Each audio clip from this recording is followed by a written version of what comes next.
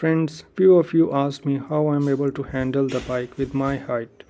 Today I will try to answer this question.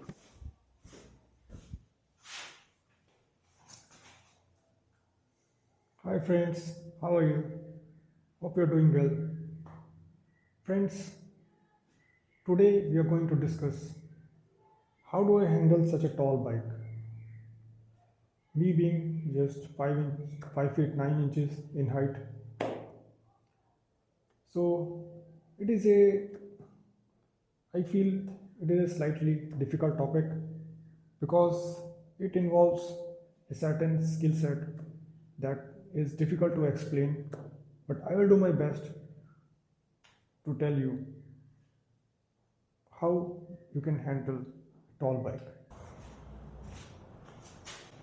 So friends, first of all, let me show you what it feels like, what it looks like when I sit on the bike. So for reference, my height is 5 feet 9 inches, and let me show you how it feels like when I sit on the bike.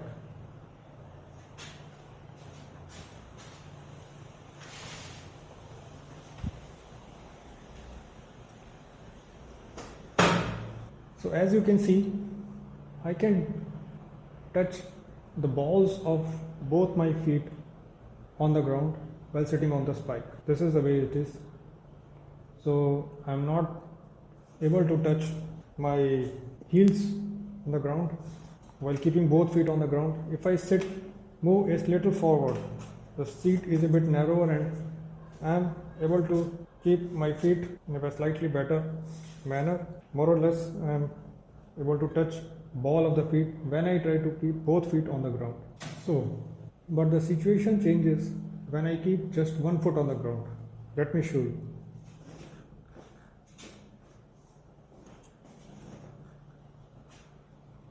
So see, I'm able to keep my foot flat on the ground with the bike almost erect with just one foot on the ground.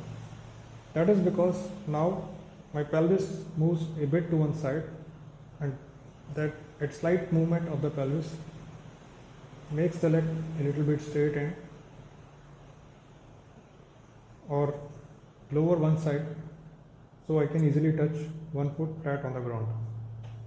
Let's see, let's do it on the other side. So with a little shifting, I shift a bit to the right and I'm able to touch my right foot flat on the ground. And the bike is erect. So it requires just a little bit shifting like this. So when I know when I'm about to stop or when I have to keep my foot on the ground, I should be able to judge which foot I would need to put on the ground as per the situations, as per the surface, and as per the requirement. So I can decide which foot I have to keep on the ground. So I should be clear about which foot I have to keep on the ground. So when I'm moving, once I see that I have to stop, I should make out in my mind which foot I have to keep on the ground, and once I do that, I can keep that foot on the ground. I can also keep both feet on the ground if I need it, provided the surface is even and there is no slope or depression on one side, because if there is slope or depression and if I have not seen that, then my foot, one of the feet might land in that and the bike might get tilted to one side, and once it get tilted, and in case you have a pillion rider and luggage, it will be difficult for you to control the bike and it may fall over. So when it's low speeds or when the bike is not moving, you must try to keep it erect as far as possible.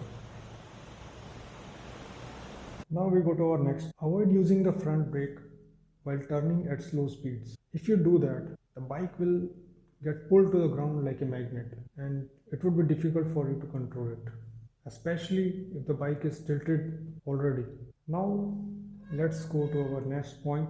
Now you may use the clutch with all your four fingers. Sometimes people do that. Or you may use all your fingers to handle the brake, front brake. Now that is something you should avoid doing. It is required that you do not keep all your fingers on the clutch lever. Instead, you keep one or two or three fingers on the handle to grip the handle, and you operate the clutch with just one finger or two fingers.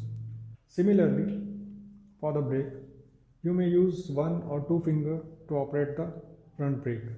Okay, like this. Now that is very important. You may think, how would it matter? Now let me tell you how. So when you keep all your fingers on the clutch, suppose in case you are losing the balance and the bike is about to fall over, now you will reflexively try to hold the handle hard, and in the process you will press the clutch completely. Once you press the clutch completely, even if you will want to supply power through the engine, you would, even if you may turn the throttle, the power will not get transmitted because the clutch is now totally pressed and it is not engaged. So because of that, you would not be able to provide power to the rear wheel, and you will be unable to prevent your fall in case you might want to try to prevent it by providing power to the rear wheel and get some momentum. When you are using two fingers for the clutch and two fingers for the handle, now you are able to handle the bike as well as operate the clutch at the same time. And in the event of a loss of balance, you might use the clutch and throttle to provide some power to the rear wheel, and that might possibly help you regain the balance of the bike. So very important, you must use just one or two fingers to operate the clutch and the front brake. When riding at slow speeds and making tight turns, you must try to keep your speed above 5 to 7 kilometers per hour. Anything below that speed increases your chances of falling over. Okay, when the bike is moving, when it has some momentum, that keeps the bike upright. At slower speed, the bike is unable to keep itself upright and it tends to follow. So it is important, whenever you are riding and making turns, try to keep your speed above, at or above 7 kilometers per hour or so, and you need not be afraid of leaning the bike. The bike won't turn without leaning. So if you are afraid to lean the bike, that again increases your chances of losing the balance. If you don't lean the bike won't turn. When I wear shoes, ordinary shoes, the sole is not so thick. When you wear riding shoes, often you have got a strong thick sole. So that adds around an inch or so to your height and makes it easier for your legs to reach the ground. So that is another factor that can add your reach of your feet to the ground and help you handle the bike better. Importance of riding skills in your ability to handle the bike cannot be overemphasized. To improve your skills, you need to just ride, ride, ride. To develop your off-road riding skills, you must ride on a progressively more difficult terrain. Start with a slightly easier one and go to a progressively more difficult terrain as per your acquisition of skills. Learning. It takes time. So suppose, for example, initially you ride over little sand, and then as you are able to handle the bike better in sand, you may go over progressively thicker sand or deeper sand, and gradually your confidence will improve and you will be able to handle the bike better. And even when the tires are sliding in the sand, you would be able to confidently ride over sand. So similarly, over any terrain where there are loose rocks or slippery surface, wet surface, so all these skills come with time and practice, and you must ride, ride, ride and practice. Identify your limitations and the limitations of the machine. Do not try to go all out and test the limitations. You must know the limitations and ride within the limitations.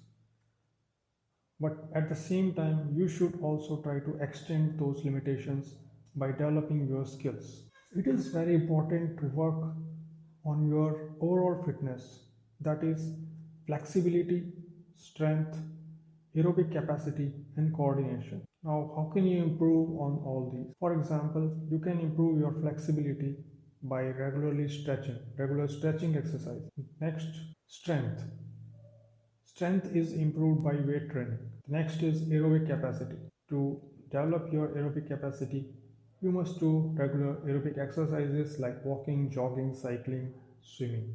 The next is coordination. We all know that alcohol and other such drugs, addictive drugs, impair your coordination, spoil your coordination significantly. A biker must not consume any drugs whatsoever.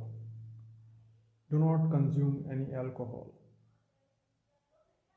Even when you're not under the influence of alcohol, if you are consuming alcohol, you will gradually start losing your coordination. So that is one thing.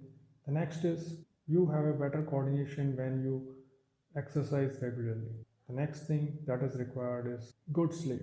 So you must have a good sleep on a regular basis to maintain good coordination. The next important thing is balance. You must have a good sense of balance of your body before you can balance the bike. You can improve your balance by certain ways, exercises. Like even while doing your daily chores, you might stand on one foot for as long as possible and the other foot also. So by doing this, you will gradually improve your balance. By having a better sense of balance, it will be a great help for you to be able to handle the bike better. Whenever you are riding over a difficult terrain, you must always have a plan. You must not just proceed over something if you do not have a plan. It may be beyond your capacity, it may be beyond your skills. So whenever you are trying to navigate a challenging terrain, you must first think of a plan of how you plan to cross that. You must plan what line you need to take and what would be your control of the brakes, clutch, throttle, your balance and your overall handling of the bike. How do you, whether you will be able to do it or should you avoid doing it. So that is very important. You must have a plan before you try to cross any obstacle. As I told you, avoid riding all out. I'm again telling you, when you do that, you do not leave any room for margin. You must have a room for error. Everybody commits errors. So to have a room for error is to have safety. Another important thing that I want to tell you is I have seen some people, and sometimes it happens without you being aware. Sometimes people ride with feet on the ground. For example, while riding at slow speeds, because of fear of falling, they don't pick their feet and keep them on the foot pegs. Ride with their feet on the ground like this. Like this, they keep walking their feet on the ground while riding. So you must not do that. You ride with your feet on the foot pegs. You don't ride with your feet on the ground. Always remember. As soon as the bike starts moving, keep your feet on the foot pegs. Take your feet off the ground. It will help handle the bike better. Do not be afraid of falling. Sometimes you may fall. Everybody falls. Initially, you may fall more often, but the falls will reduce as you acquire more skills. As you add experience, your falls will reduce. In the end, all that will help you from losing the balance is your fitness, overall fitness, and your skills with the bike and your riding skills. To improve the skills, you need to ride. There's no other way.